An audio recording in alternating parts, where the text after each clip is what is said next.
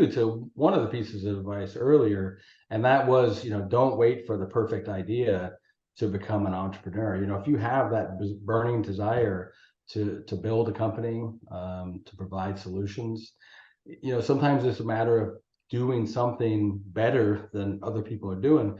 There are plenty of people who make a great living and build a great business with a dry cleaning service, or restaurants, or any number of other well-established industries, just having a better or different way of providing those services.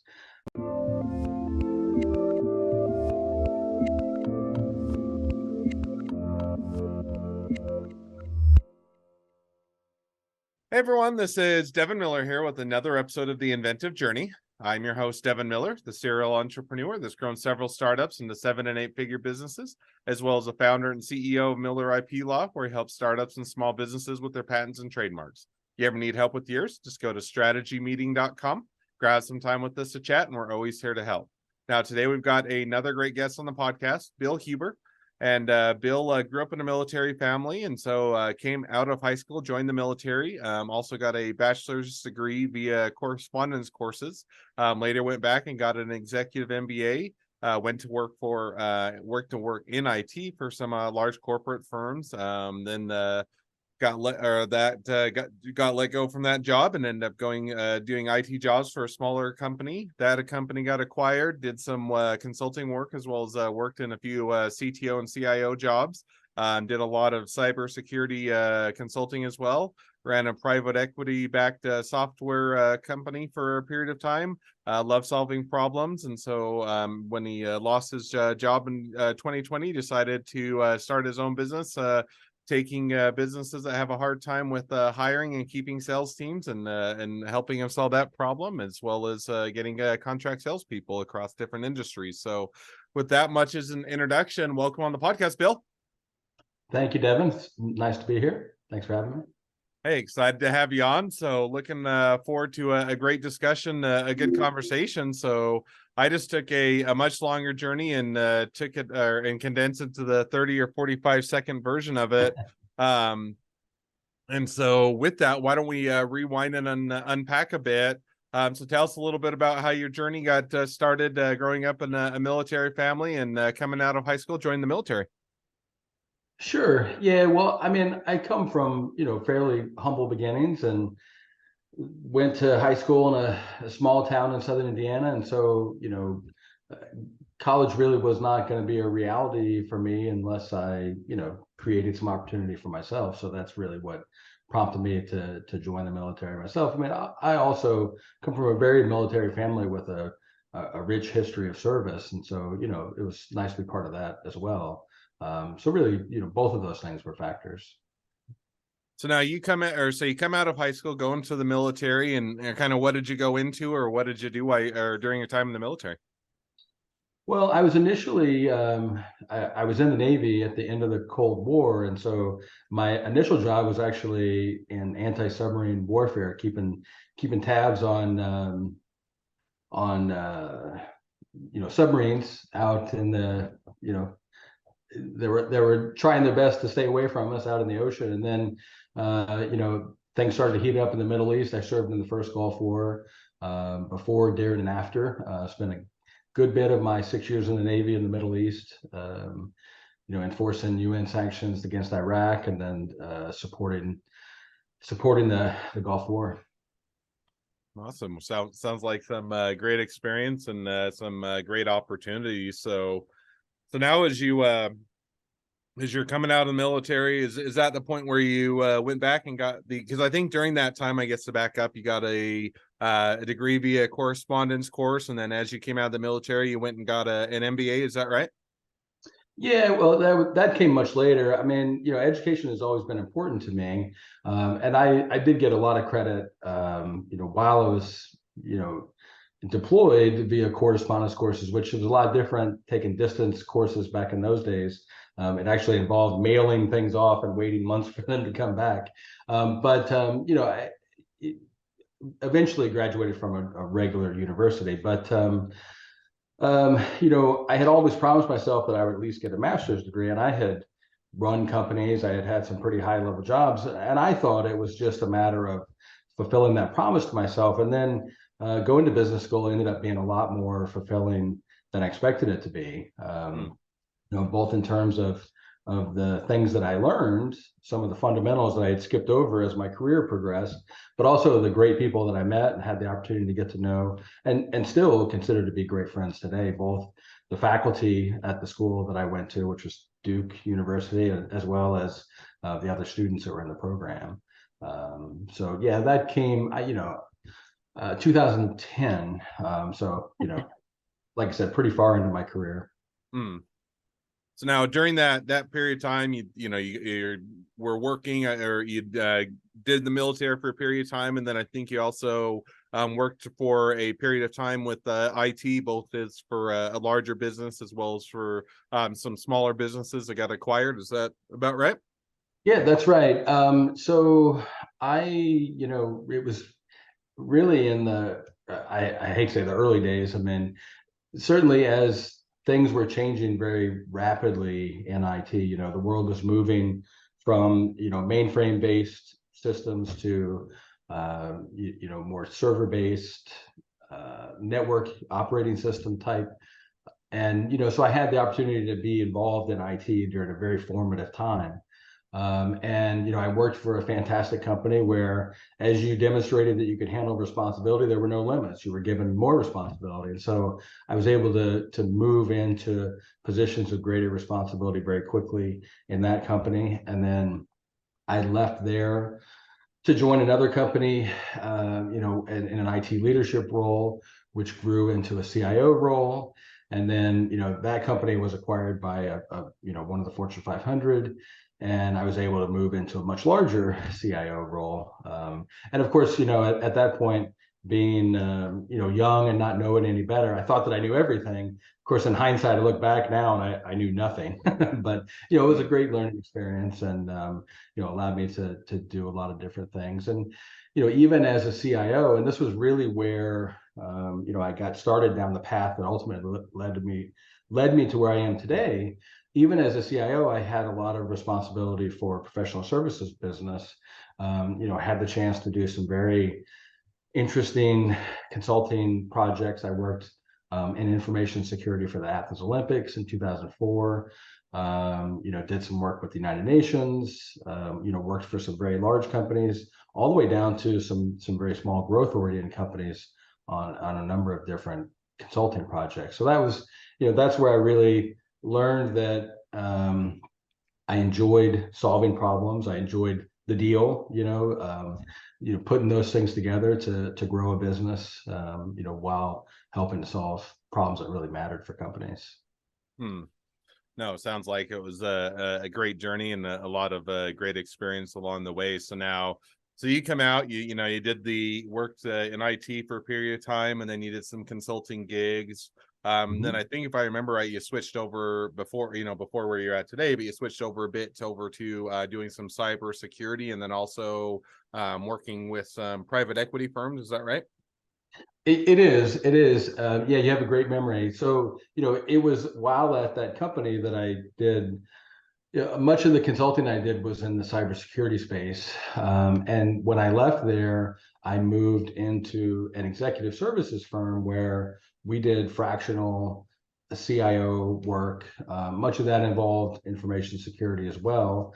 And, I was an engagement partner there for quite a while. And then I moved into, a managing partner role where, I was responsible for developing business for, my other partners.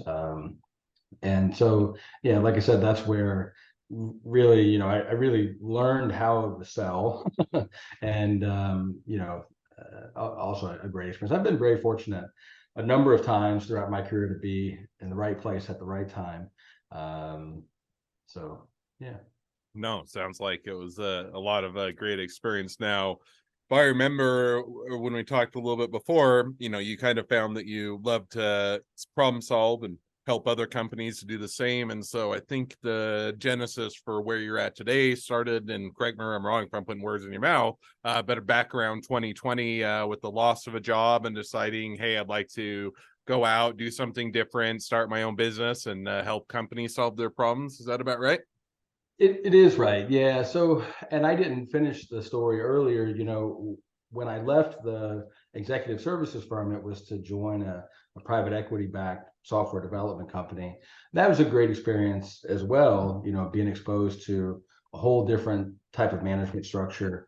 And you know, uh, from there, I had the opportunity to do more general management consulting. I worked for a strategy consulting firm for a number of years.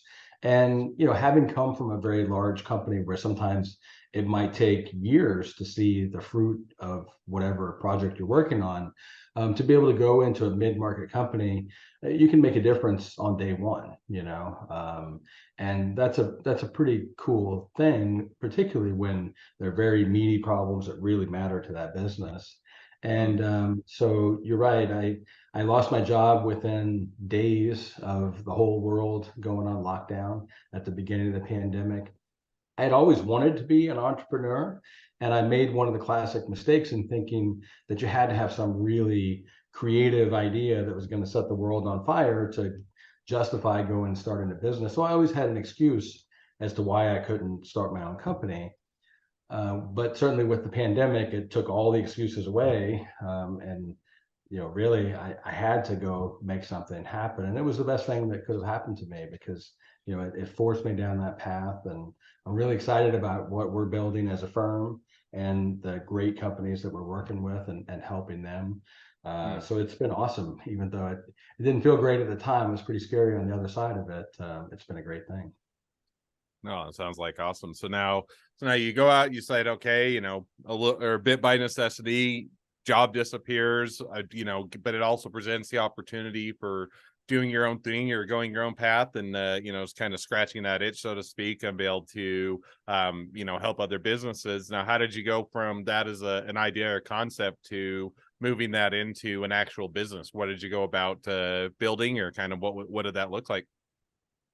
It's a great question, Devin. And when I found myself unexpectedly unemployed, I've had the great fortune throughout my career to have worked with a lot of really fantastic people.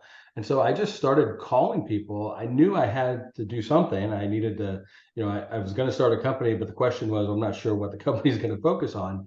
And as crazy of a situation as that might sound, and so I started talking to people. I've worked with a bunch of great CEOs over the years, or people that now are in CEO roles, and they all told me how difficult it was to build a sales team.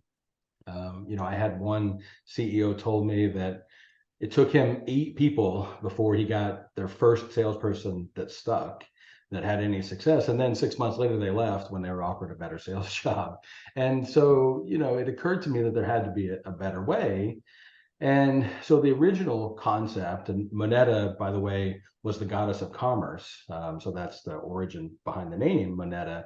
The original concept was contract sales. And that was great. We worked with a lot of good companies, went through a lot of growing pains and figuring that all out. And then was fortunate enough to meet a fantastic CMO who has a different take on marketing. Mm. That marketing should really be tightly integrated with sales. It should really be focused on return on investment. You don't make a marketing investment without being able to tie it directly to how it's going to help you to sell more stuff. And so we then, our contract sales became a marketing enabled sales, which was even better. Allowed us to bring even more success to our clients. And that sort of morphed into what a service offering that we now call sales and marketing as a service. And now that we've been at this for almost 3.5 years, it's really become, sales or marketing doesn't even really begin to cover it. It's really, pure business development. We nurture relationships. Because of those relationships, we're there with decision makers in some very interesting companies. And, hearing about problems that they might have. And so we're able to bring our clients, and sometimes multiple of our clients, to solve those problems using some pretty creative solutions. And that's what's really exciting to me, to be able to be innovative, And again, I sound like a broken record going back to helping companies do things that are really having an impact on them. And certainly the pandemic created a lot of those opportunities. But there's been any number of other things too. Just about every industry is much more competitive now than it had been. Many industries are dealing with a shortage of staff to fill their roles, or training people, retention, supply chain problems, security issues. So to be able to bring to bear a number of different solutions to address those kinds of problems has been really fantastic. Like I said, I think it's really exciting about where we're going. No, it sounds like it's an awesome place to be, and or certainly a fun place to be headed. So, well, now as we kind of reach the present day of your journey, and even looking a little bit to where you guys are headed, great time to transition to the two questions I always like to ask at the end of each episode. So we'll jump to those now. So the first question I always like to ask is, along your journey, what was the worst business decision you ever made? What'd you learn from it? Boy, I I have to think through multiple bad decisions. I think that's part of the journey. That's how you learn. You have this when you see people that are very successful, you must think they've always been successful. But I've learned that there's a lot of mistakes that get made along the way, and that's really how you learn and how you make decisions. And we have evolved so much as a business from that original design on the whiteboard. I think, one mistake that was pretty painful to correct was that we grew too fast. Mm. In a business like ours, scale is really important. And so, we were in a rush to get to scale, which, is understandable, but I think we got ahead of our skis. The decision was made that we were going to really formalize a lot of our delivery methods as we went and default to just growing as fast as we could. And in hindsight, that was a mistake. And I mean, it was something that I think we needed to live through anyway. What we do is very unique. I have yet to find another company that's quite like us that has comprehensive growth services that can cover every phase of growth. Um, you know, from selling, marketing, business development, and so we had to test the model. We had to find a model that really worked. Probably could have been less painful if we had taken more time in rolling that out. At the same time, we were building a company under this stress of we've got to get it up and running as quickly as possible. So, but yeah, I think being a little bit smart growth, you hear people talk about that, probably would have been a better choice, but ultimately worked out great. No, it definitely makes sense. And that's one of those, I think, balances that you have to define as a company. If you're not growing, the old saying, if you're not growing, you're dying. In other words, you're wanting to continue to get bigger and expand into marketplaces and bring on more, clients and customers and grow the business. But if you try and, if you outpace that, or sometimes you get too far ahead of things, and you end up having the adverse or the adverse issue of now you're growing quicker than you can sustain it, or you're not able to provide the same level of quality or services or whatnot to those clients that you're trying to bring on board. And so I think that's the balance, and easy mistake to make, but a great one to learn from. Absolutely. Second question that I like to ask now is, now if you're talking to someone that's just getting into a startup or a small business, what would be the one piece of advice you'd give them?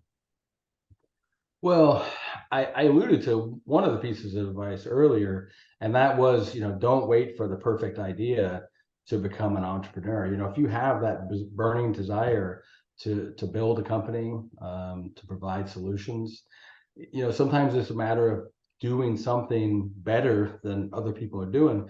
There are plenty of people who make a great living and build a great business with a dry cleaning service, or restaurants, or any number of other well-established industries, just having a better or different way of providing those services.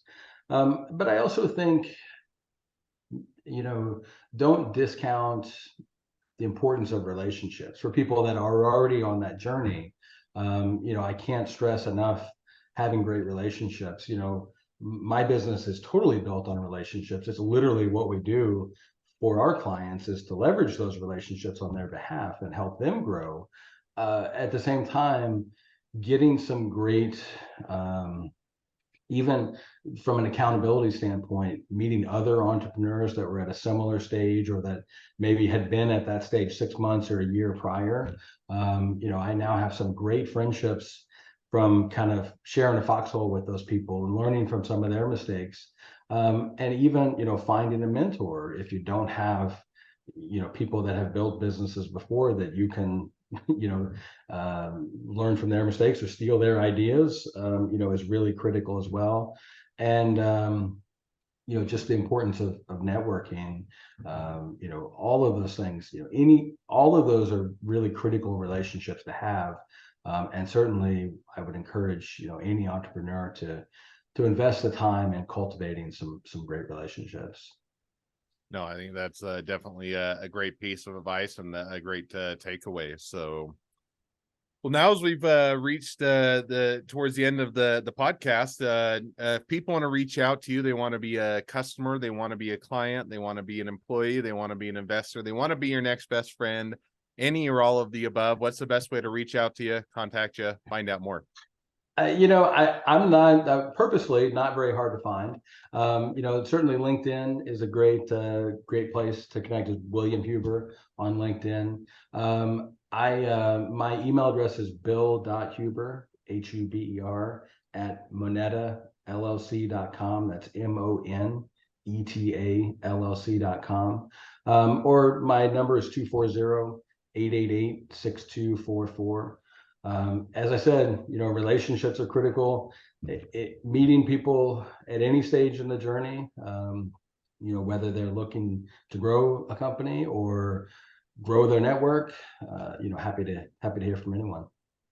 Awesome. Well, I definitely encourage people to reach out, support a great business. If nothing else, make a new best friend. So with that, thank you again, Bill, for coming on the podcast. It's been fun. It's been a pleasure. Now, for all of you other listeners who are out there, if you have your own journey to share and you'd like to be a guest on the podcast, we'd love to have you. So just go to inventiveguest.com, apply to be on the show. A couple more things as listeners, make sure to click share, subscribe, leave us a review. Helps us to reach even more startups and small businesses to help them along their journey to success. And last but not least, if you ever need help with your patents, your trademarks, or anything else with your startup, your small business, just go to strategymeeting.com, grab some time with us to chat. We're always here to help. Well, thank you again, Bill, for coming on the podcast, and wish the next leg of your journey even better than the last. Thank you, Devin. Thanks for having me.